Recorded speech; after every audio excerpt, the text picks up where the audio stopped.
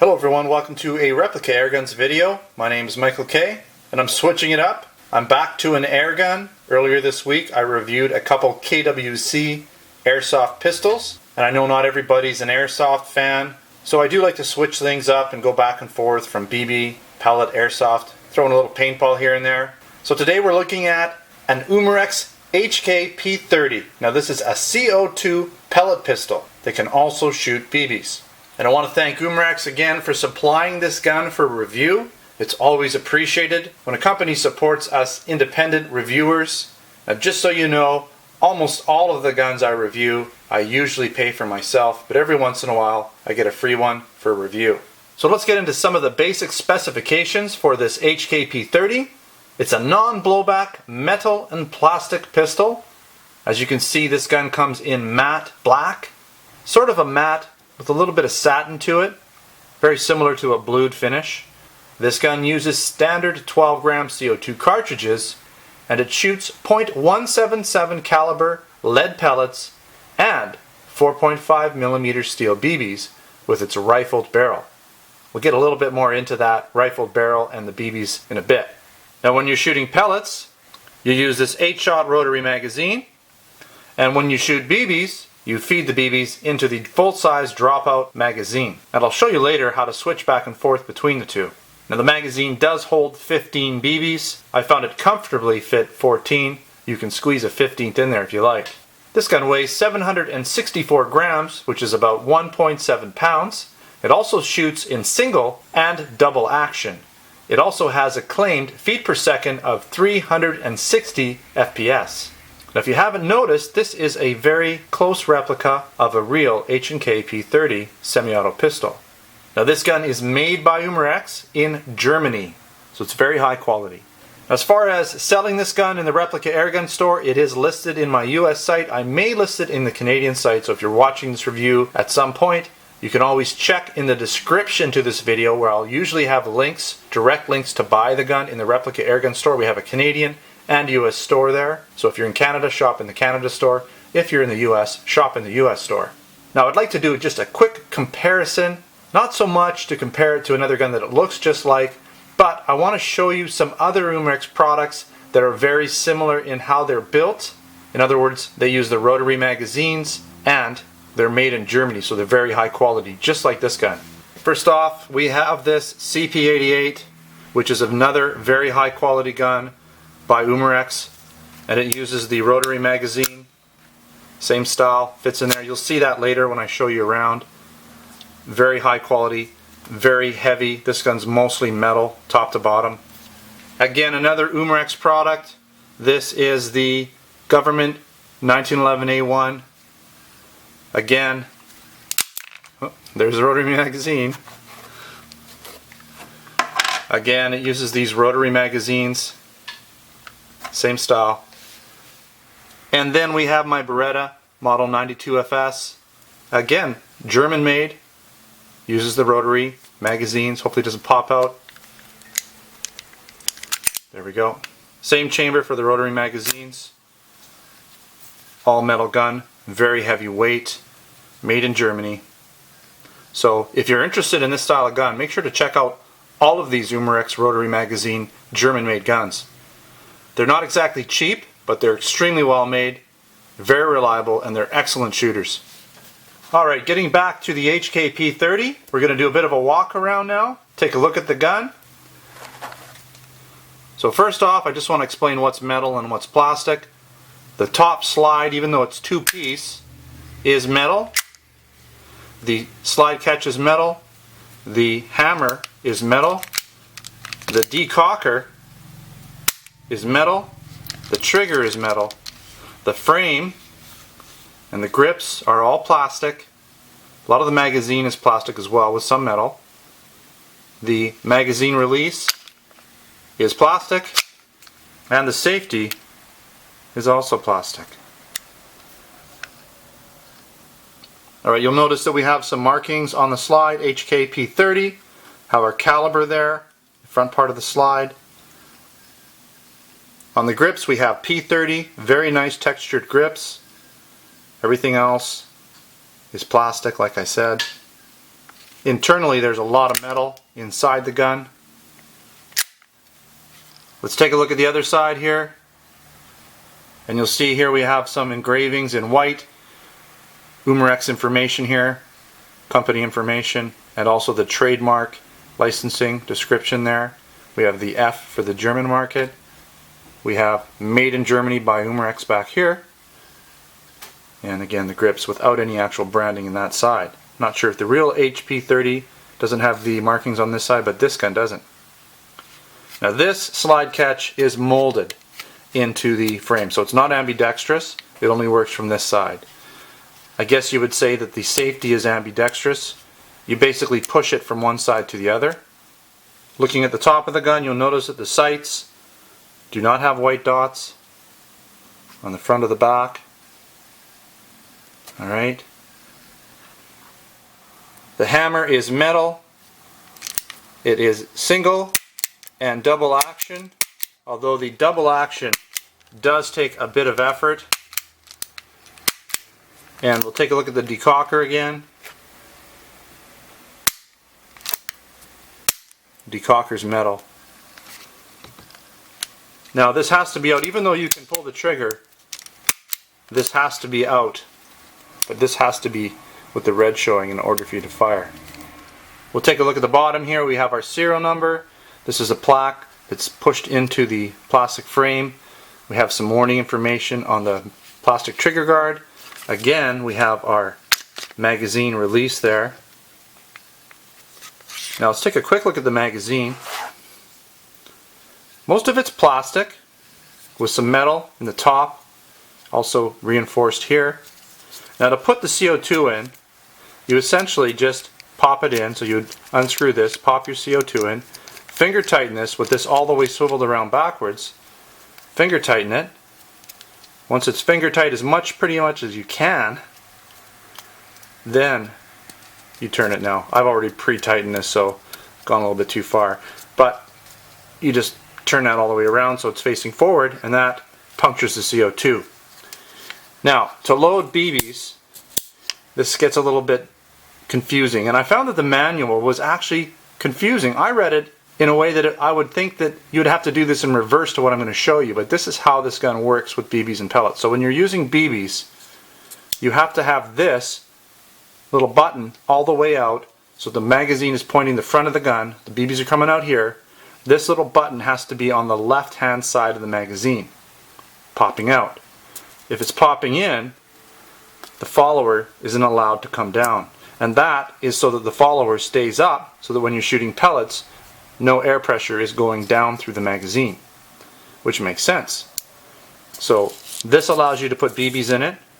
You feed them from this little hole here. They go up inside. Follower pushes them up. When you want to shoot pellets, push the follower all the way up and push that in so that it doesn't come down. Okay, hopefully that makes sense. Now with the gun, when you're shooting pellets, you simply load up your magazine and you pop it in and close this.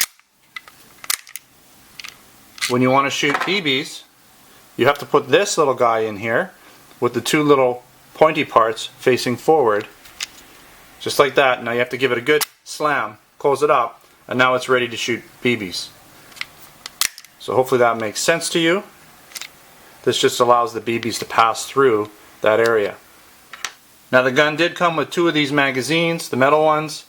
It also came with this little rod here, and this rod allows you to recess the pellets ever so much in there so that they don't stick out at all.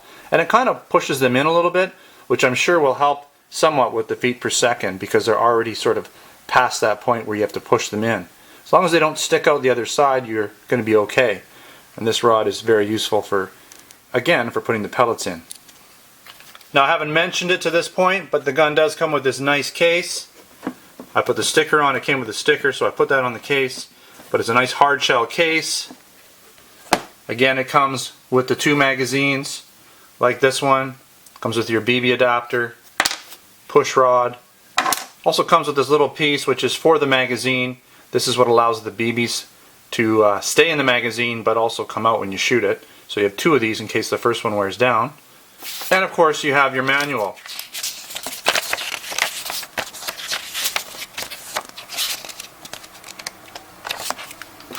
Now I almost forgot to mention the front. Get so excited about these reviews here. But you'll notice that this barrel is not recessed, so there's no larger size opening. It's basically the .177 caliber opening. That does take a little bit of the realism away from this gun, because it's such a nice looking gun. It's got great weight, great feel. It looks beautiful, really, as a replica. This is really the only shortcoming in terms of looks, but that added length to the barrel will probably help with feet per second performance. So there's always a little bit of give and take when it comes to the practical side of a gun and what it's meant to do. Okay, so to speed up this review just a bit, because I have so many reviews that I've been going through recently, I did not videotape the actual shooting and chronographing of the shooting test for this gun, but I did take some video of me shooting some cans so that you can see this gun doing what it does best, and that's shooting cans and things. So right after I go over the chronograph and target portion for both pellets and BBs, I'll show you that video. What you're looking at right now is my pellet target, and before I explain the accuracy, I'll just mention what this gun did as far as feet per second chronograph results. Now I did have a bit of funkiness going on with my chronograph, and the first magazine just did not work for me, so I changed up the battery, repositioned it, put it in a bit better lighting situation, and I was able to get some more reliable chronograph results. But my first shots were all over the place. I was getting up into the 460s, I even had some saying 700, and there's just no way this gun could do it. So there was something going on with my chronograph. Now after I got through that first magazine and settled down the chronograph, I did get into a nice average right into the high 360s, down into about the high 350s, with an average 5-shot testing result of 363 feet per second, which pretty much is right where this gun is claimed to perform at. And that's with pellets. I was using 6.9 grain RWS pellets. And again, almost a brand new CO2. I'd shot about one 8-round magazine through it before I was able to get these results. You can see here, the gun shot really well centered, just up a little bit, but I would say that this grouping, if you take the stray out right here, easily within 1.5 inches, almost 1.25 inches. There's this one down here that kind of pulled it out a bit, but other than that, very good results, very well centered, just a tiny bit high. Alright, so taking a look at the BB results. Now my chronograph results were a little bit higher, which is pretty much what you would expect.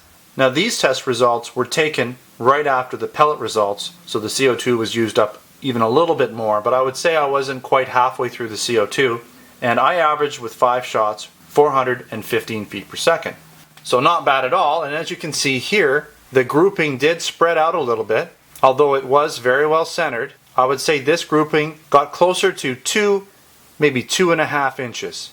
Now by the way, when I was shooting both pellets and BBs, I was doing so from 20 feet out in a semi-rested position. So the gun was rested on a sandbag and I was kneeling in the back, but it gives me a pretty stable platform. Alright, so at this point, as promised, we're going to head outside and I'm going to shoot approximately 15 rounds through this gun at some pop cans. I haven't done a practical, good old-fashioned shooting the cans video for a while, so I thought I'd throw one in this review for you, so hopefully you enjoy it. And then after that, we're going to come back and finish up with the pros and the cons. Alright, so I've got my HK P30. I've got it loaded up with about 14 or 15 BBs. I'm going to be shooting BBs for this field test because I can put more in it as opposed to the 8 pellets. And I've got some fresh pop cans there. We won't mention the name brand. And it's been a while since I've done a field shooting test of pop cans. Thought I'd do one for you today. We're ready to go. Gun's ready. It's off safe. Alright, so here we go.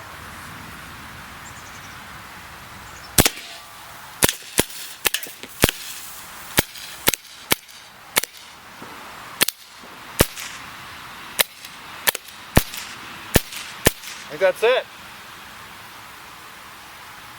Now the gun may have been a little low on CO2. I probably shot off maybe 20-30 rounds before that, so it still should be pretty good. But that did alright. Seemed to peter out a little bit at the end, so maybe a fresh CO2 would have been nice. But we can always do that next time. Anyways, let's head back inside and we'll finish off this review.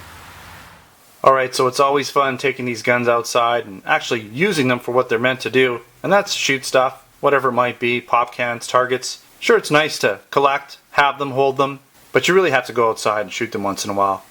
Alright, so let's get into the pros and the cons. First off, this gun has a rifled barrel for pellets, but it can also shoot BBs. Now my opinion on that is I prefer to shoot pellets through rifle barrels because BBs can slowly wear down the rifling. But this gun's a lot of fun shooting 15 rounds all at once. So if you're not doing it too often, you could probably get away with it. Now if you want to strictly use this gun as a pellet shooter, you'll probably get better overall results with it, as the barrel will retain its rifling a little bit better. Now I also like the fact that this has a full-size dropout magazine that holds both the BBs and the CO2. It's also fully licensed by HK, which adds to the realism. Now it also has a single and double action trigger, which helps a lot for accuracy if you want to slow things down and take well-placed shots in single action when the hammer's pre-cocked. The HK P30 also has a sight rail on it, so you can attach accessories like tactical lights, lasers, or what have you. And another nice touch is the fact that the HK P30 has an adjustable rear sight for windage. It was nice that the Umarex P30 also came in this hardshell case. Not a lot of guns come in hardshell cases these days. And one thing I want to point out is the gun design, the way it holds in your hand and feels, the weight and balance is very nice. I could see myself getting a real HK P30 if it's balanced and holds as well as this gun does. So there were a few cons. Getting back to the non-recessed barrel, it's always nice when the barrel opening is more in line with the real caliber of the real steel version, so more of a 9mm or 40 caliber opening.